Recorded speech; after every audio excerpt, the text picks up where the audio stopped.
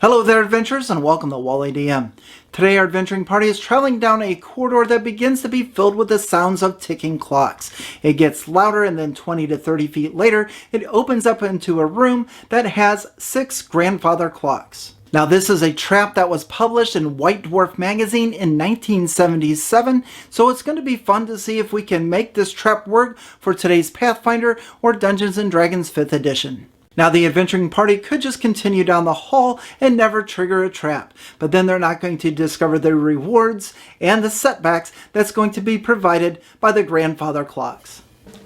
Hey folks, if you're enjoying the content on this channel, be sure to hit that subscribe button, join us on Patreon and Discord, and if you want more puzzles, be sure to pick up a copy of my book, Wally DM's Journal of Puzzle Encounters, available now on DriveThruRPG.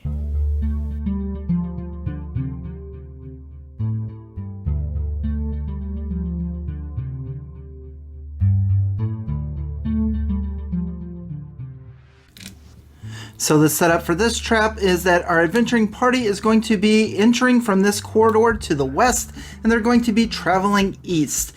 And as they begin to approach this recess or this opened area of corridor, they're going to be hearing some ticking sounds.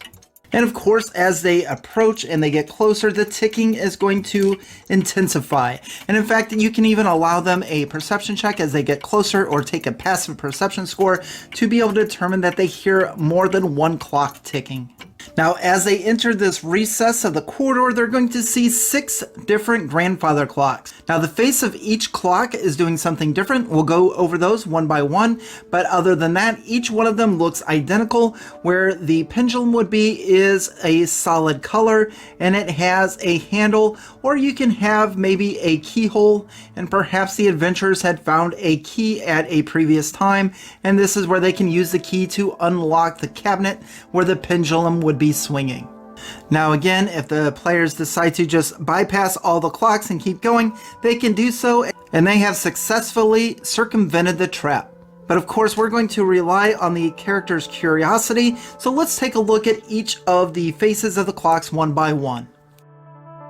Now with our first clock, the hands are going to be traveling at double the rate. So the second hand and the minute hand are going to be going twice as fast as they normally would, and this is going to be in a clockwise rotation. Now this clock differs from the other 6 as there's actually an inscription on a bronze plaque on the grandfather clock here, and if a character were to cast comprehend languages or read languages, it is going to say, "I am going very fast." Definitely some old school humor. Now at this point, I should mention that each of these clocks is protected with an indestructible glass to keep the adventurers from trying to rotate the hands manually. Now of course, if the characters do insist on getting past this glass to rotate the hands of the clock manually or trying to stop it, then I would just have all of them explode and they just take an incredible amount of damage. But of course, that's up to you as the GM to decide. Let's continue looking at these clocks. Now we'll identify this as clock number 1, and if the characters are able to unlock or to open the cabinet of clock number 1, they're going to find 2 magic items inside. They're going to find Boots of Speed, and they're also going to find a Chaos Sword of Undue Haste. Okay, let's pause a quick second. Boots of Speed, everyone's familiar with those. But what is a Chaotic Sword +1 of Undue Haste?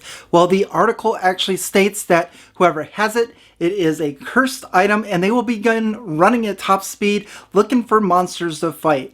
Now, as far as Pathfinder or 5th edition goes, perhaps we can just make this a cursed pair of Boots of Speed where they can't stop running, or we could still do it with a sword. But I would really like to see the can't stop running once they become attuned to it, and once they keep running and running and running, they're going to suffer from exhaustion. But leave a comment below and let me know what you would do with a Chaotic Sword +1 of Undue Haste. So these first 2 magic items are on par and synergize well with the way the clock is moving. Let's take a look at our second clock.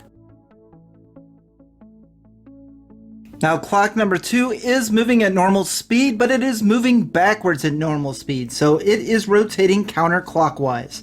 And also, if the adventurers were to open the cabinet for clock number 2, they're going to find 4 healing potions.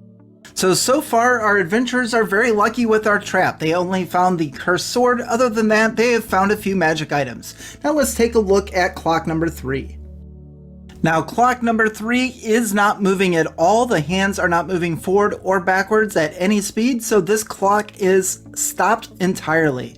Now, if they open the cabinet for grandfather clock number 3, inside they're going to see this black darkness or a portal. And coming from the portal, and we will now roll for initiative, as 4 skeletons emerge from the case of the grandfather clock. Now, I would recommend setting an initiative count for our skeletons, so let's put them on initiative count 20, and this will allow our skeletons to emerge from the grandfather clock and go first, and they will attack. Now, every time on initiative count 20, 4 more skeletons are going to join the fight. Now, this is going to result in a maximum number of 48 skeletons erupting from this grandfather clock. Now, it's up to you as the GM or the Dungeon Master as to if you would like a way for the characters to shut the grandfather clock so that no more skeletons can come out, or find a way that they can turn off this faucet of undead. But unfortunately, as far as the trap goes, that is not the case, and in fact, they're going to get 4 skeletons per turn till a maximum of 48. So this entire area is going to be flooded with skeletons. Now, this isn't so big of a deal on high level characters, but this would probably decimate lower level characters. So with this being said, maybe you just run the 4 skeletons, or maybe you just throw out 1 or 2 at a time. That's going to be totally up to you as the Dungeon Master and how you run the trap. Now let's take a look at clock number 4. Now this clock is moving backwards as well, so it is rotating counterclockwise, and it is going very slow. And just as a helpful hint as far as running this trap, you're probably going to want to have the red second hand on each of these clock faces to help describe which direction the clocks are going and how fast they're going. So this one is going slower than normal and counterclockwise. Now for case number 4, this one's actually going to be empty. So there is nothing inside of this case if they decide to open it. However, this does have a fun little effect that if any type of spell is cast within 50 feet, then the hands of this clock are going to go from slow to extremely fast, and they are going to be whirling about the clock face at such an incredible rate that they are going to fly out the clock. And if we are using the indestructible glass, then perhaps that is going to shatter, and both of the hands of the clock are going to be flying off of the clock face and will possibly strike someone in the area. Now, as the trap is written, the minute hand has a 60% chance of hitting someone, and the hour hand has a 70% chance of hitting someone. But of course, this is going to be up to you as the Dungeon Master as to how you would run this in your game. I would either allow the characters a dexterity saving throw, maybe pick one. Let's say our rogue is over here in the area, perhaps our wizard is nearby, the one that casts a spell, and maybe both of these 2 characters can make dexterity saving throws or be hit, and we can adjust that on the 60 to 80% chance with a DC. Let's say a DC of 14 and a DC of 18. That might work. Or we can roll a D20 as a type of an attack from the clock to see if the hands are going to strike one of these 2 that are in the area. Now, as the trap is written in the book, the minute hand is going to cause 5 to 10 points of damage, and the hour hand is only going to cause 1 to 3 points of damage, but it's also going to poison the target. I'm not sure why there's poison on the hour hand and not on any of the other ones, but again, this is an old school trap, so we're just going to roll with it for now. So that is going to bring us to clock number 5. And clock number 5 is also moving backwards, so it is moving counterclockwise, and it is going very fast. And if the cabinet for clock number 5 were to be opened, our adventurers are going to be disappointed as there's going to be nothing inside. That's going to bring us to clock number 6.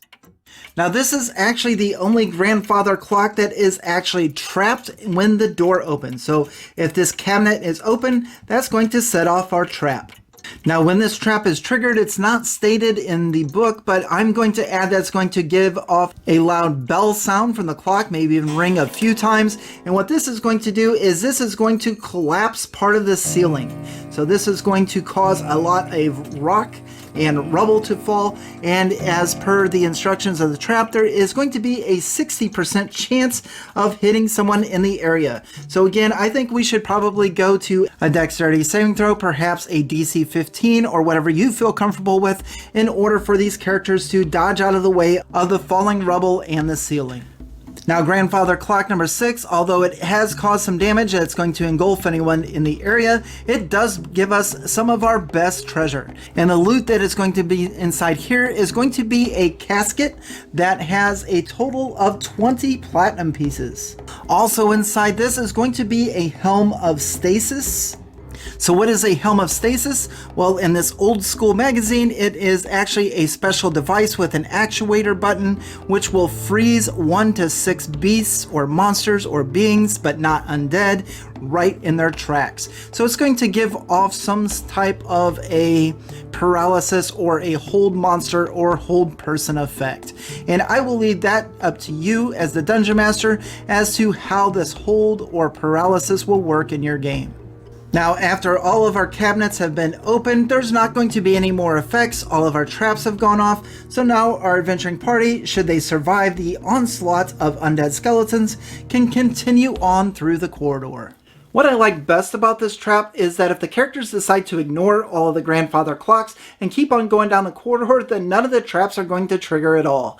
But what I really like to do is to play with curiosity. If we give them a ring of 6 keys and then there's 6 grandfather clocks with the cabinets locked and each key fits those locks, then their curiosity is probably going to take over and they're going to want to open them up and see what's inside. Especially with all of the dials and all of the hands doing some funky things, going clockwise, counterclockwise, fast, slow, stopped, and what have you. Now, as a reminder, this was a trap that was published in White Dwarf Magazine in 1977, so it is a little bit outdated as far as the rewards are concerned and as far as the traps that are inside of the clocks. So with that being said, I'd be really curious to know, in each of the 6 clocks, what would you have as a trap or a reward, or a trap and a reward combined into one? What are some things that they're going to find in the cabinets if you run this in your game? So that's all I have for you today. What did you think of the trap? Is this something that you could use in your game? And if so, what would you do differently? I'm looking forward to getting a discussion going and finding out what you're putting in the cabinets of these grandfather clocks. Thank you very much for watching, and on to the next.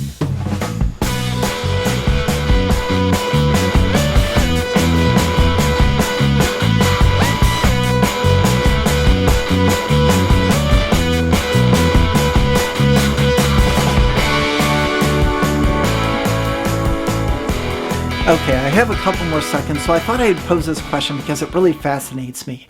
Clocks in D&D. I see them a lot in puzzles and in traps and things like that, riddles even. But are there clocks in D&D? Can I, as a character, be sitting in the yawning portal, look up on the wall, be like, it's 3:30, I better get this beer down, I got some dungeon delving to do? Or do we just go by the sun, be like, it looks about afternoon, I probably should get moving?